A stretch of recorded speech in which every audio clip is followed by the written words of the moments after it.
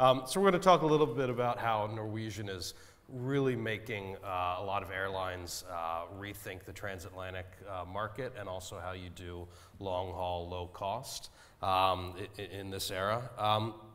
And so you're kind of the first long haul, low cost since Freddie Laker came around 30 years ago and tried to do it.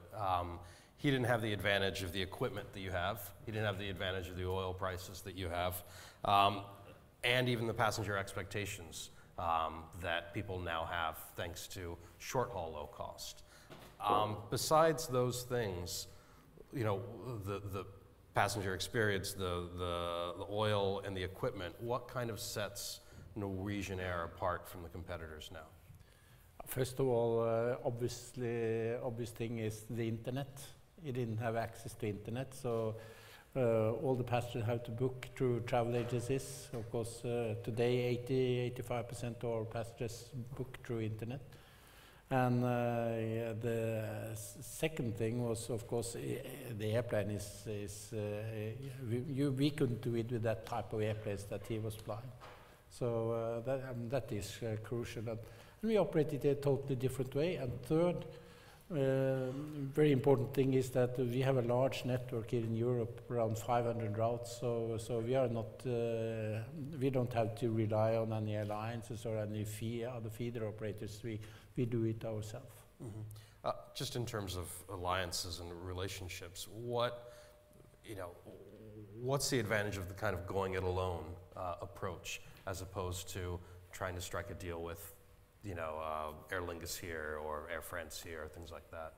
Alliances, they divide the market. Actually, they divide the market. So you may have the northern market, and some other might have the large part of it is the middle market. But we fly where people want to fly, and that of course is not. You can't do that within an alliance. Then you're restricted to your territory. Mm-hmm. I don't like to talk about planes because I'm not an av geek, and I can't always tell the difference between an Airbus and a Boeing. So, but for you guys, these two different planes, the Dreamliner and the 737 MAX, are kind of essential to how you think about your business. Can you talk a bit about that? Of course, the Dreamliner was essential because it's an incredible low cost, operating cost, very modern aircraft, of course, so, and with enough range. But the major thing for us was that you can't fly back and forth to New York, London, then you will end up with 13 hours utilization on the aircraft. The aircraft is built for 18 hours utilization. So you have to fly it in a totally different way, and you can't be on ground for 3, 4, 5 hours. You have to be on ground for maximum 120 minutes, preferably 90 minutes, and then go, because the airplane is only making money up there, not on the ground. Right, right. And in terms of the smaller aircraft that you're using now to different markets, how has that made you think about, you can fly to, you don't have to fly to New York, you can fly to Connecticut, or you can fly to other markets. What opportunities does that open up? It opens up a whole range of new opportunities. That is the thing like the new MAX 737 MAX that we will introduce into the market in June. And first of all, it has incredible low operating cost, but we fly it into not into these expensive airports that we fly the 787s, JFK and New York. We fly it into the very low-cost airports like Stewart, Providence, and these airports, Hartford as an example. And then you don't, you are not paying the heavy charges as when you compared to when you fly into the costly airports. So that means that you can offer the tickets for a much lower price. Right. And can you get the passengers into those smaller airports who want to be going from Hartford to, Dublin or Bruges or whatever? You see, you have been flying over the Atlantic for many years, and you do it today with the 757. It is actually the same fuselage, more or less, as the 757. So it's absolutely, and we do it today. We fly into Dubai, we fly 6–7 hours trip today, and it's not more than a little longer than flying from Norway to the Canary Islands. So, Right. so it's very comfortable airplanes. Right. You know, other carriers are following your lead. We wrote last week about IAG's new Level airline, which I'm sure you know about, and it'll likely just be the first of many. I think Lufthansa also said they're going to take Eurowings, transatlantic now. But you guys have first mover advantage, but they have relationships and you could say favored status with regulatory officials and whatnot. So you kind of have a 2 or 3 year lead in a way, and also an acceptance with some consumers. What do you think is that an advantage? Well, first of all, some airlines we might succeed and we might, and they have very good leadership like Willy Walsh. Others, you don't get a low-cost airline by just painting the aircraft. Right. A lot of carriers have tried that before. Right. It's not a formula for success. Right, right. Do you think it's kind of a repeat of what we saw in the late 90s in the US with the TED and the Song airlines that Delta and others had?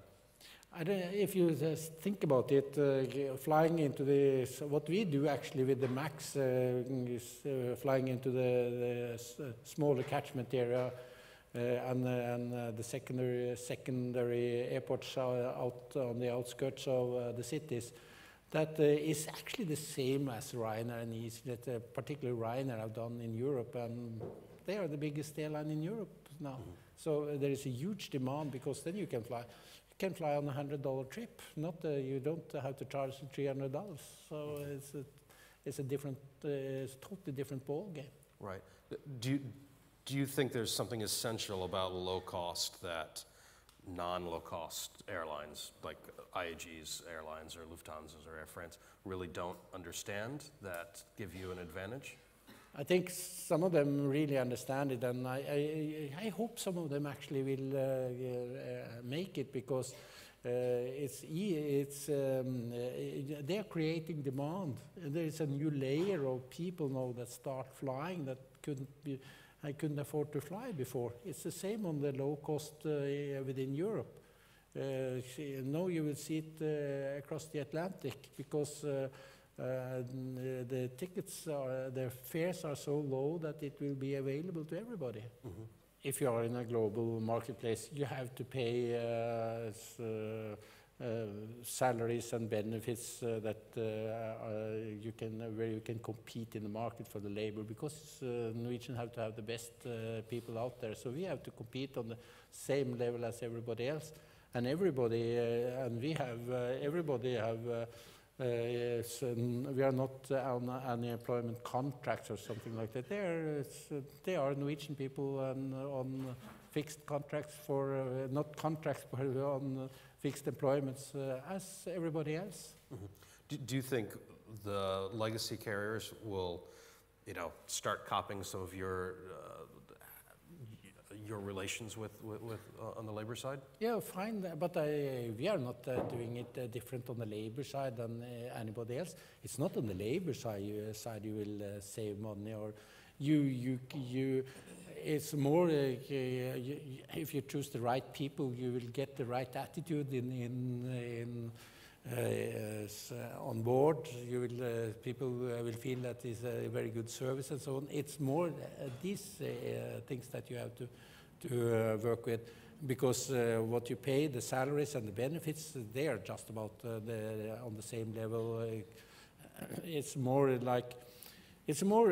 a different ball game. If you fly between, if you have a lot of flights out of New York and once a week you fly into Bergen, you don't place your crew base in Bergen, you place it in New York.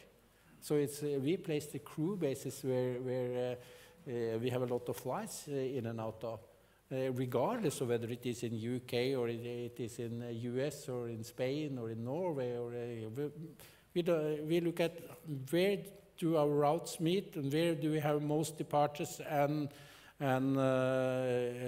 arrivals, that's where we place the crew bases. And this is different from everybody else. They fly, as an example, Lufthansa fly everything in and out of Frankfurt. We do it in a totally different way. Right. For, you know, as long as we've had international flights, London to New York, and vice versa, is one of the most profitable routes for the airlines. You're taking that away, in a way, and forcing them to rethink their fares and how business class travel goes and tourist class travel goes. Well, you know, what particular pushback are you seeing from the routes between those two cities? I think they are working very well, and we see business people are smart people, so they fill up our premium cabin easily. But our premium cabin, we charge half the cost of other legacy carriers. So yeah, business people are smart people, so they will find these things out. So. We don't have 3 classes, we have only 2 classes, because you have to think about the weight, you have to think about how you set up the aircrafts in order to have a fast turnaround, etc. So it's a totally different ball game than how the other people think. You are in 2017, not in 1917 or 1997. I have to mention your competition with Ryanair in particular. There's a pilot shortage in Europe, and it sounds like you've taken a lot of pilots from Ryanair. Now Ryanair is offering an incentive for those pilots to come back. How does that all shake out? How do you gain pilots?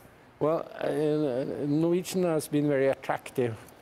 Pilots like to fly new airplanes. They love to fly the Dreamliner, as an example.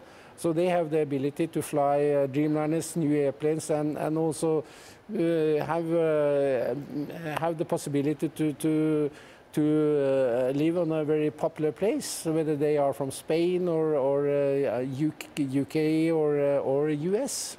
You're just opening your Boeing 787 pilot base in Fort Lauderdale right now, right? That's right.